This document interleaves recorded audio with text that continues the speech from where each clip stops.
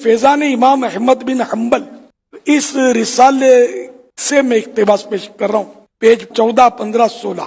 علم حدیث کے بہت بڑے امام حضرت علی بن مدینی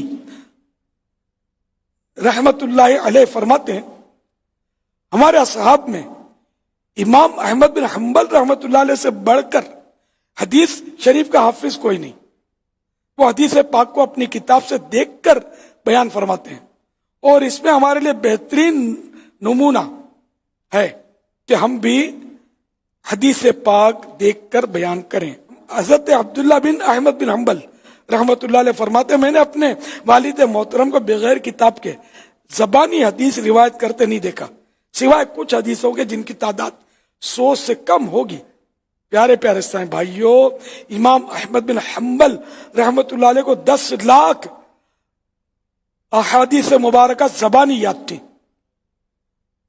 اور آپ اپنے وقت کے حدیث پاک کا علم جاننے والوں کے امام تھے۔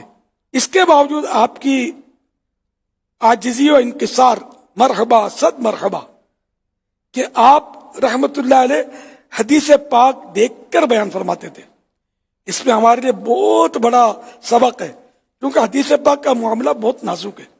اپنے انداز سے کسی بات کو حدیث پاک کہہ دینا، یا اپنی اٹکل یعنی گیس سے کسی روایت کا حدیث پاک ہونے سے انکار کر دینا، بہت ہی بڑی بے باکی و جرت ہے۔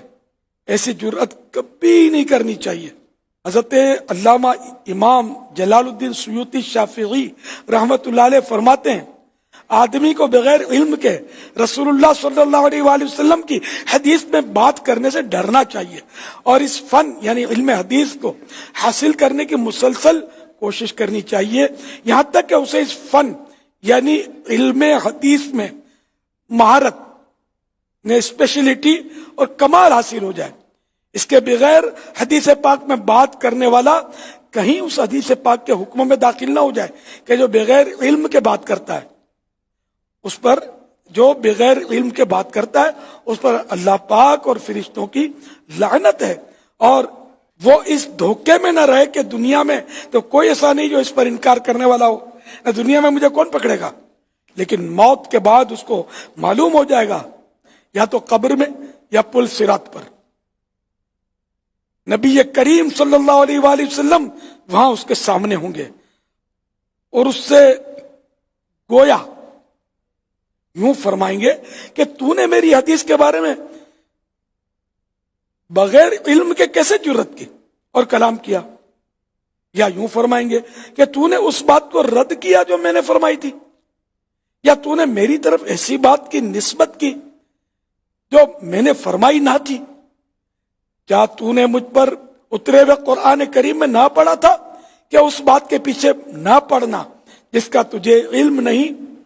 بے شک سمع، بصر یعنی کان، آنکھ اور دل، ان میں سے ہر ایک سے سوال کیا جائے گا، لہذا اس دن بڑی خرابی اور بڑی رسوائی ہے۔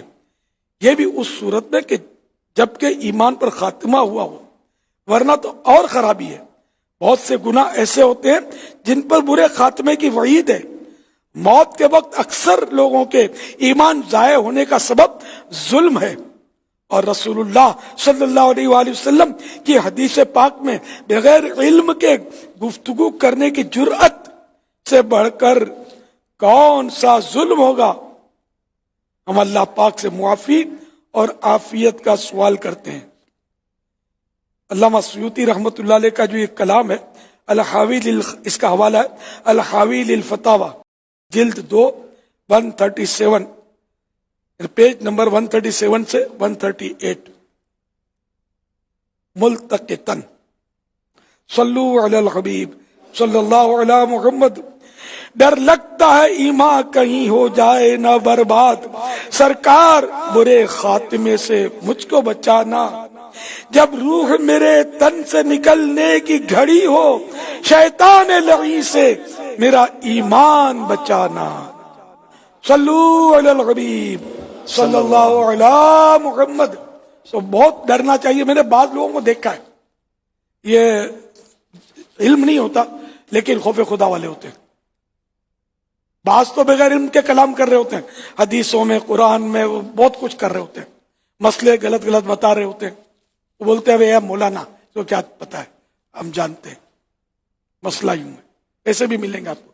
لیکن بعض خوف خدا والے بھی دیکھیں، یہاں شرعی مسئلہ یا نائب بابا یار اپنے کو پتا نہیں ہے، نہیں نہیں میں اس پہ نہیں بولتا بھائی، یہ اپنا کام نہیں ہے بھائی، بہت باریک ہوتے ہیں مسئلے، بال سے باریک ہوتے ہیں، اس طرح کے بھی آپ نے لوگ دیکھے ہوں، میں نے دیکھے ہیں۔ یہ اللہ ان کے صدقے میری مغفرت فرمائے، یہ کتنا خوف خدا پہ ڈر رہا ہے کہ میں شرعی مسئلہ نہیں ہے میں نہیں بولتا اس میں، یہ مولانا لوگ جانے، علماء جانے۔ تو یہ کہ اللہ پاک کو کون سی ادا پسند آ جائے، مطلب یہ کہ کوئی نہیں جانتا، تو اس لیے ہمارا ڈرنا ہی اچھا ہے۔ جو 10 لاکھ حدیثوں کے حافظ ہیں امام احمد بن حنبل، وہ دیکھ کر حدیثیں پڑھ رہے ہیں، ہے نا؟ اور آج ہم جیسوں کو دیکھ کر پڑھنے میں شرم آتی ہے کہ لوگ کیا بولیں گے، یار اتنا بڑا مولانا ہو کہ جو دیکھ کر بیان کر رہا ہے۔ نہیں، شرم آخرت کی، یہ خطرناک ہے۔ دنیا کی شرم کیا مطلب، لوگ کیا بگاڑ لیں گے۔ اب مبلغ کو تو یہ ہماری ترغیب یہی ہے کہ دیکھ کر بیان کرو، اب غلطیاں بہت ہو سکتی ہیں، اگر کوئی اہل علم دیکھ کر بیان کرے تو اس کو بھی اس میں شرم و جھجک کس بات کی۔ ہمت رکھیں، اور اللہ پاک عزت دینے والا ہے، وَتُعِزُّ مَن تَشَاءُ وَتُذِلُّ مَن تَشَاءُ۔ امام احمد بن حنبل دیکھ کر حدیث بیان کرتے تھے، اور کروڑوں کے پیشوا ہیں، کروڑوں آپ کے مقلد، جن میں خود ہمارے غوث اعظم شیخ عبد القادر جیلانی رحمت اللہ علیہ بھی یہ حنبلی ہے۔ امام احمد بن حنبل کے فقہ کی فقہ پر عمل کرتے رہے، یہ حنبلی ہے۔ اتنے بڑے بڑے اولیاء کرام ان امام کی شان، تو اس میں کوئی شرم نہیں، انہوں نے مطلب خوف خدا کی وجہ سے ایسا کیا۔ ان کو تو 10 لاکھ یاد تھی حدیثیں، اور جو پڑھتے ہوں گے یاد بھی ہوتا ہوگا، پھر بھی پڑھتے تھے احتیاطاً کہ کہیں بھول نہ ہو جائے، میں تو یہی سمجھوں گا۔ ان کے حافظے قوی ہوتے تھے، مضبوط حافظے ہوتے تھے، میموری ویری گڈ، بلکہ بیٹر دین آل، بیسٹ۔ اور ہماری میموری بالکل ہی کنڈم، ادھر بات کرتے ادھر بھول جاتے ہیں، اور بیان کر رہے ہیں حدیث پاک زبانی، بڑا رسک ہے۔ یہ میرے طلباء کرام سن رہے ہیں تو یہ اس کو بس گرے سے باندھ لیں کہ قرآن و حدیث کے معاملے میں بہت ڈرنا ہے۔ کوئی مسئلہ پوچھے، مسئلہ آپ سے دریافت کرے، جب تک 100% معلوم نہیں بتانا نہیں ہے۔